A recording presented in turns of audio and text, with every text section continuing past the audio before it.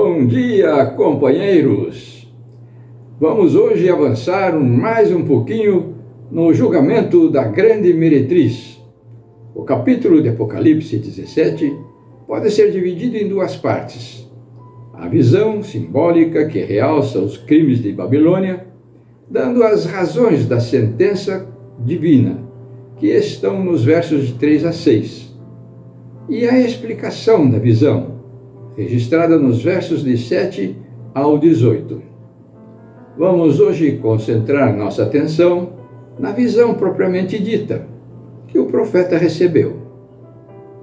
Transportou-me o anjo em espírito e vi uma mulher montada numa besta escarlate, besta repleta de nomes de blasfêmias, com 7 cabeças e 10 chifres.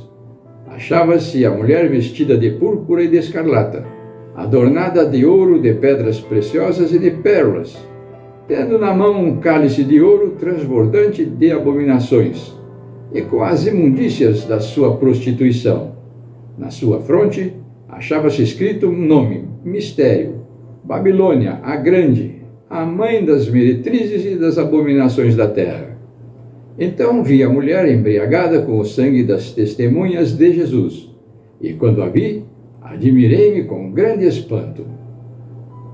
Esta besta escarlate, a ser cavalgada pela mulher, em um paralelismo com Apocalipse 17, verso 1, representa as muitas águas. Vamos voltar a Apocalipse 17, 1 só para conferir. Veio um dos 7 anjos que tem as 7 taças e falou comigo, dizendo: Venha, mostrar-te-ei o julgamento, como será castigada a sentença contra a grande meretriz que se acha sentada sobre muitas águas. Fica claro, portanto, que a besta escarlate cavalgada pela grande meretriz são as muitas águas, as quais são definidas em Apocalipse 17, versículo 15, como segue. Então o anjo também me disse: as águas que você viu, onde a prostituta está sentada, são nações, povos, raças e línguas. Nova tradução na linguagem de hoje. Estes símbolos, portanto, nos indicam que a grande meretriz ainda exercerá poder tirânico sobre muitos povos e nações, como fazia na Idade Média. Mesmo que em um sentido mais amplo, a meretriz simboliza a Igreja Oficial da Nova Ordem Mundial, o catolicismo. A visão de Apocalipse 17 foca apenas o seu líder maior, que se encontra individualmente empenhado em dirigir as populações da Terra, a partir de sua união com a política. Ele precisa do apoio dos governantes para transformar as populações da Terra numa tremenda besta perseguidora, a besta escarlate, sobre a qual deseja montar, formando uma unidade com ela, na intenção final de dominar o mundo. Apocalipse 13 diz que essa besta fala blasfêmias, o que indica sua oposição a Deus, pois deseja ser adorada como Deus e sustenta o poder para perdoar pecados. O capítulo 17 acrescenta que ela está vestida de púrpura e de escarlata, as cores da antiga nobreza e também do alto clero romano. O fato de estar adornada com ouro e com pedras preciosas estampa a opulência da sua imagem e do seu patrimônio. E coloca ainda um cálice de ouro na sua mão, contendo o vinho de suas falsas doutrinas, com as quais ela vem embriagando as nações, prostituindo os reis e manobrando-os como um ginete manobra o seu cavalo. A palavra mistério em Apocalipse 17:5 não faz parte integrante do título da Grande Babilônia, apenas a qualifica como mística. Os governantes vêm sendo iludidos com falsas promessas de um novo tempo de paz, prosperidade e unidade entre os povos. Só que para isso se concretizar, será necessário eliminar os dissidentes, que vêm sendo taxados de fundamentalistas. A besta já enquadrou abertamente os que seguem literal e sinceramente a Bíblia neste grupo de dissidentes. Desta forma, aqueles que reconhecem as Escrituras como sua única regra de fé, já estão sendo considerados como terroristas religiosos, os antigos hereges, os quais, não obstante estarem desarmados, deverão ser eliminados da mesma forma que os fundamentalistas políticos, chamados de terroristas, pelo bem da humanidade. Isto porque, para assegurar o monopólio da besta, se fará necessário silenciar todos os seus opositores. Um fato notório da profecia é que a autodenominada Igreja-mãe atribui às igrejas protestantes o título de filhas separadas, mesmo que hoje elas não estejam tão separadas assim. Afinal, elas estão ligadas pelos mesmos pontos básicos de doutrina. Portanto, elas foram consideradas filhas separadas no intuito de eliminar o protestantismo, para trazê-las de volta à perfeita harmonia com a besta romana. Uma característica comum à Grande Babilônia é a busca de um processo de salvação próprio, sem abandonar os pecados, pois todas elas pregam a impossibilidade de se viver pela fé. Assim, no contexto da nova ordem mundial, são explicitadas as três partes fundamentais desta confederação político-religiosa, a ser fundamentada legalmente na altura da sexta praga. A grande meretriz, a mãe, por um lado, as filhas, que no passado delas se separaram, por outro, e os reis da terra, que se unem sob a orientação do Espiritismo, o qual vem publicando livros sobre a nova ordem mundial desde 1875.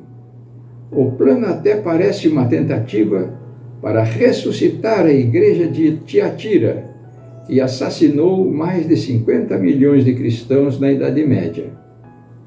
Mesmo se encaminhando inadvertidamente para a morte súbita, esta besta colossal que está se levantando ainda embriagar-se-á com o sangue de muitos inocentes, conforme o registro de Apocalipse 17, verso 6.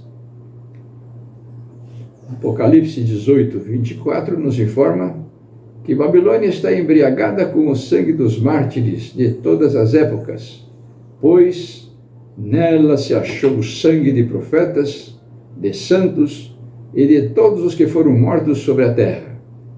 Contudo, em um sentido mais restrito, ela será penalizada pelas vítimas recentes, e mesmo pelo sangue daqueles cuja morte decretou, mas a quem Deus a impediu de matar. Esta é a mensagem que devemos pregar ao mundo, em conexão com Apocalipse 18, versículo 4. Ouvi outra voz do céu dizendo: retirai-vos dela, povo meu, para não serdes cúmplices em seus pecados, e para não participardes dos seus flagelos. Bem, por hoje é só. Precisamos encerrar aqui. No próximo vídeo, continuaremos dando a interpretação desta profecia, se Deus quiser.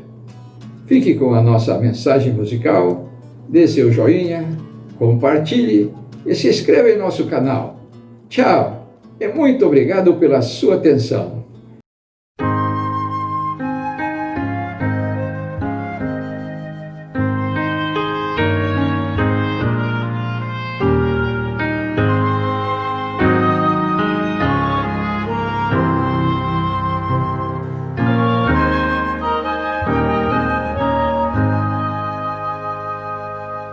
Queres o teu vil pecado vencer, dá teu coração a Jesus.